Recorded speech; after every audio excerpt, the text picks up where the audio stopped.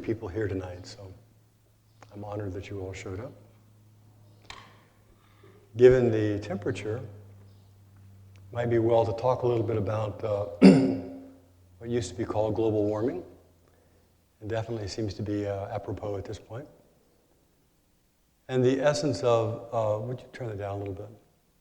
The essence of global warming, from a Buddhist perspective, is interdependence. That everything is connected to everything else. So the fact that the Amazon rainforest is being mown down affects the amount of oxygen that's being released. The amount of carbon dioxide in the air affects the amount of heat that's being retained, which has warmed the oceans a little bit, which is releasing methane, which is 60 times more potent than CO2. In the beginning of this country, people used to regard the rivers as just a very convenient sewage system. So, you had personal waste, or you had community waste, or you had industrial waste, and just dump it all in the river, and it takes it all away. In the 50s, the United States, when they were getting rid of radioactive waste, as they were still trying to figure out what to do with, they still don't know, but in those days they were still trying to figure it out. They would put radioactive waste in those 50-gallon drums, take them out to the sea, and just drop them off. And if they didn't sink, then they would shoot them full of holes to help them sink. The essential element is that when we think we are separate, when we think that what I do is really only relevant to me and my family, what I do as a country is only relevant to me and my country, what I do as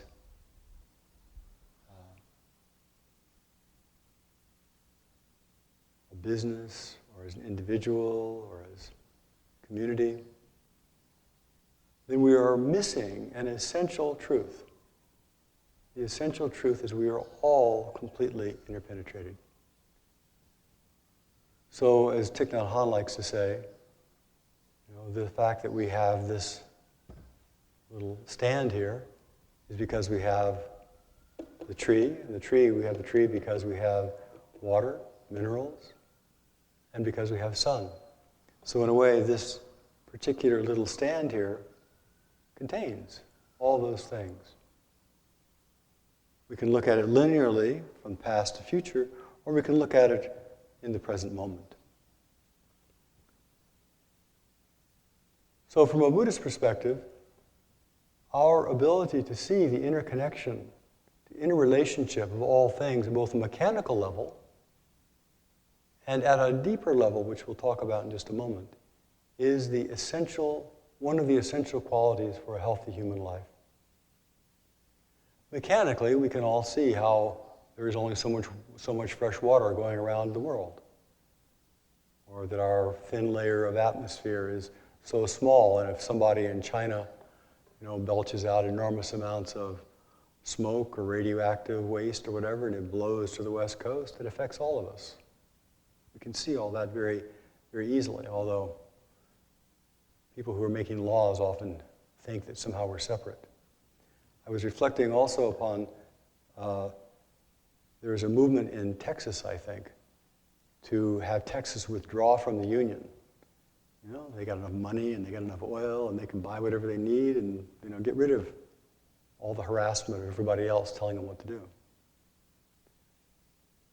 This kind of thinking of, I am separate, and if everything goes according to my view, if I get to do what I want, then somehow I've made it, my world is okay, is the foundation for the kind of destruction that we're seeing. So if we take it more intimately and we look at the human condition itself, we look at our mind, as I was doing in that guided meditation, awareness and the objects of awareness are not two things.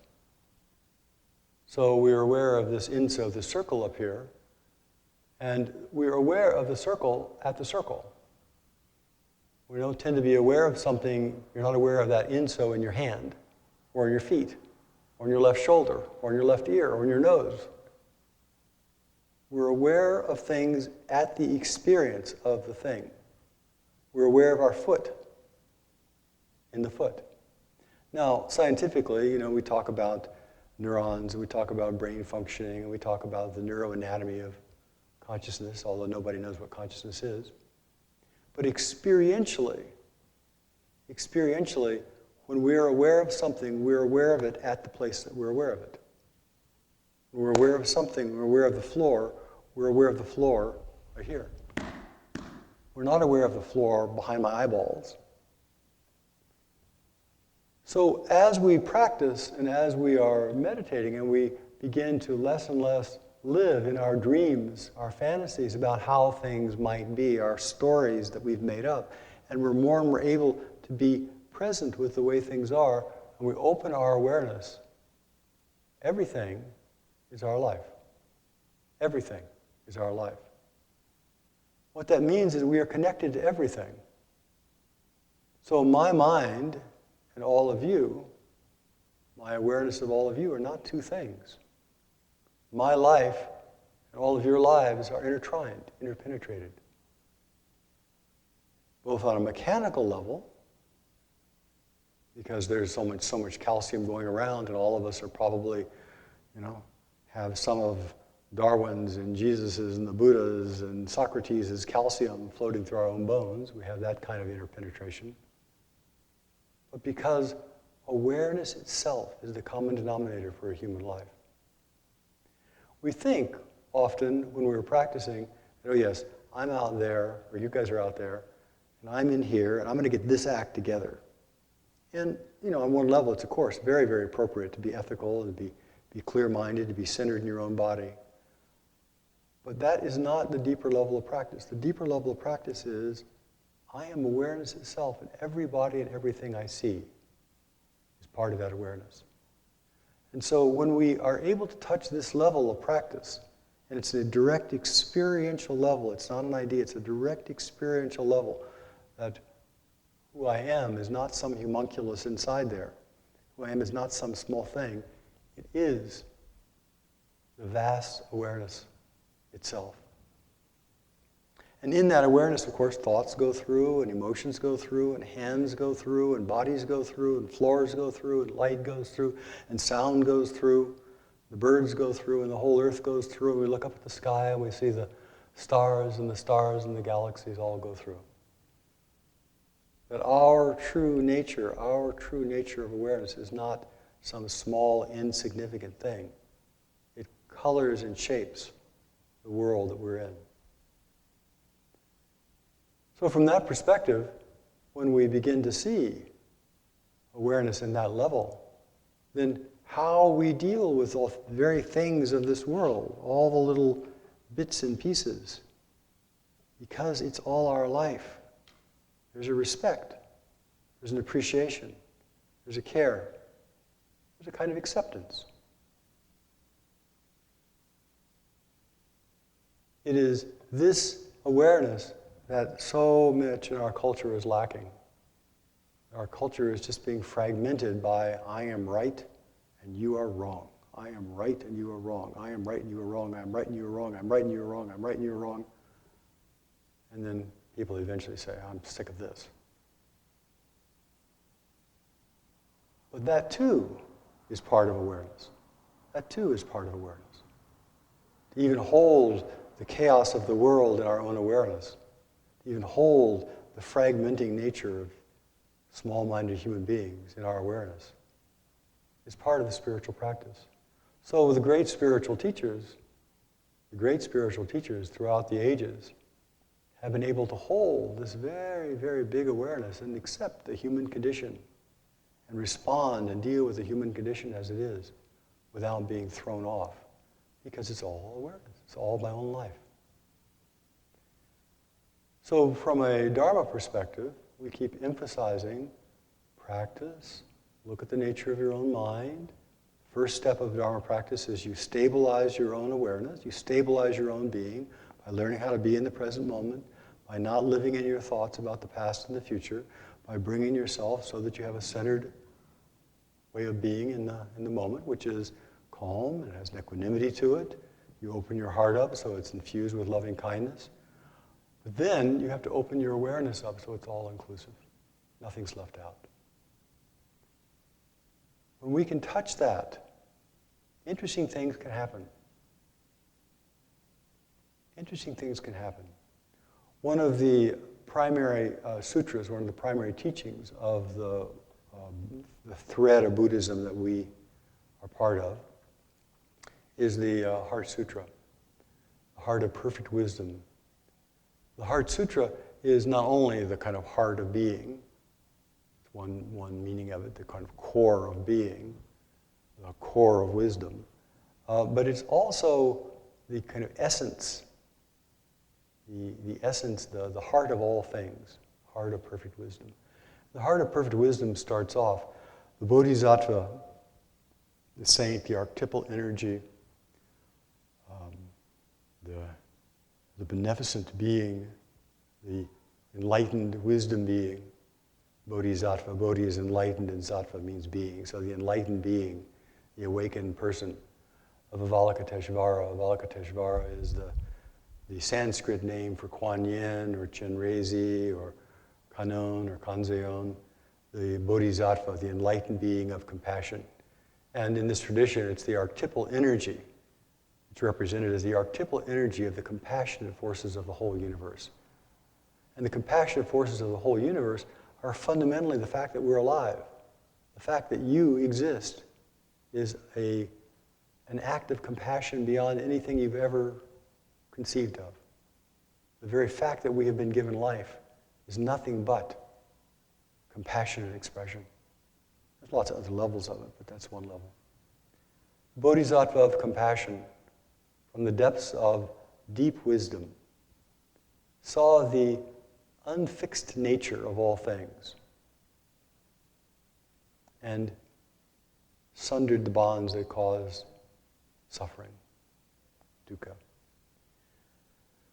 By seeing that things are not just, things, but that each thing has as its root awareness. Each thing has as its root as a transitory thing. This is only temporarily in this condition, it'll pass. That's one view. Another view is as soon as it's out of sight, it's gone. That's another view. A third view is that it is awareness itself, my awareness. And when my awareness turns to something else and it's gone, it is empty, has no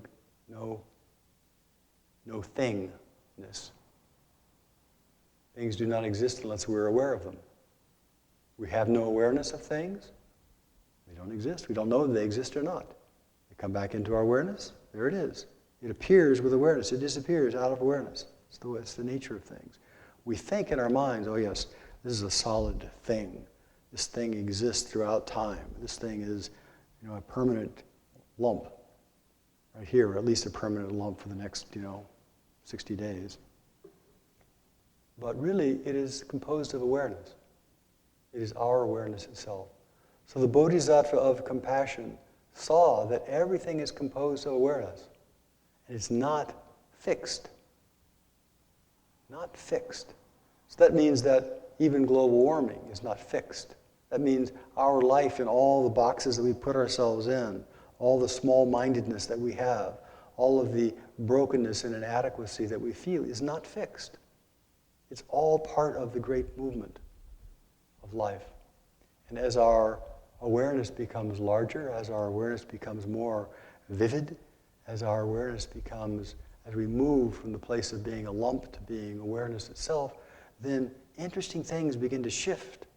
Interesting things happen in our culture, in our life, in our world. We can easily say that we all live in different worlds.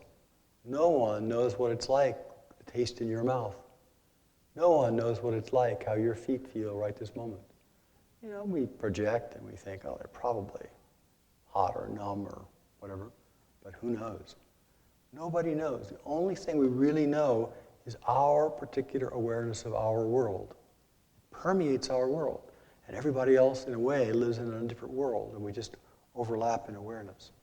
So when we actually begin to shift our view from I'm a lump and these are lumpy things, into awareness itself, interesting possibilities arise in our world.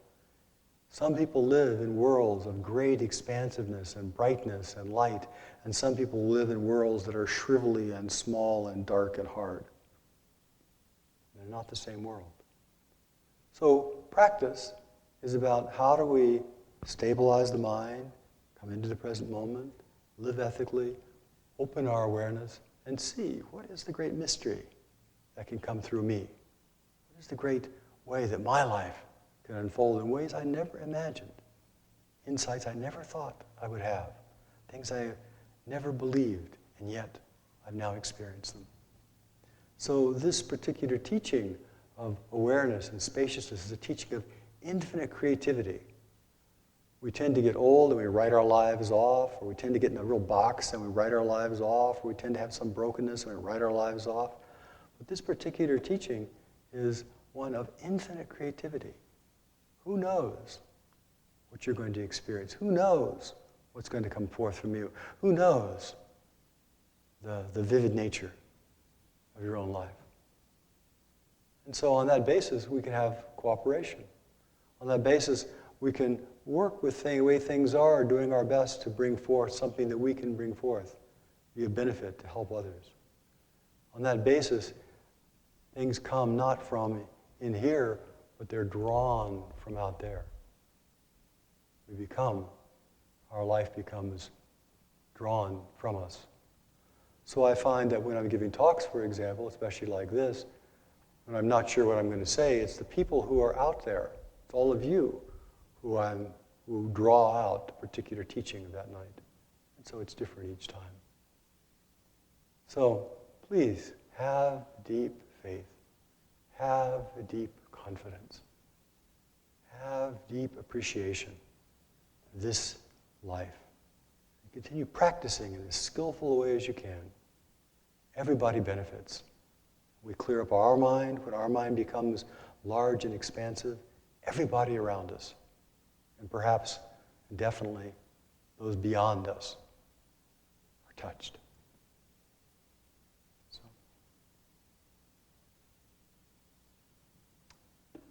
that's what's on my mind tonight. Any comments?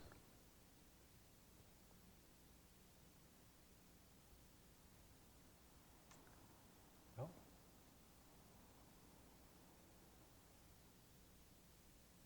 Thank you all very much.